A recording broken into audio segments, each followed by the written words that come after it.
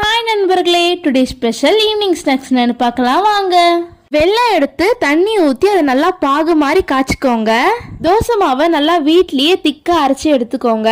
கொதிக்கிற வெள்ளத்தை தோசை மாவோட ஃபில்டர் பண்ணி ஊற்றி நல்லா கலக்கி விட்டுக்கோங்க. வெள்ளம் பாகு காய்ச்சும் போது கொஞ்சமா தண்ணி ஊற்றி காய்ச்சிக்கோங்க. ஏன்னா நம்ம தோசை மாவு கூட கலக்கும் போது ஒரு திக்கான கண்டன்சன்ஸ்ல தோசை மாவு வரணும். தோசை மாவுக்கு ஏற்ற அளவுக்கு வெள்ளம் ஆட் பண்ணிக்கோங்க. அப்போதான் ஸ்வீட் வந்து கரெக்டாக இருக்கும். குழி பணியாரம் செய்கிற அந்த கடாயை வச்சுட்டு அது நல்லா சூடானோடனே எல்லா குழியிலையும் நெய் ஊற்றிக்கோங்க. அதுக்கப்புறம் நம்ம கலக்கி வச்ச மாவு எடுத்து ஒரு குழிலையும் ஊற்றிக்கோங்க.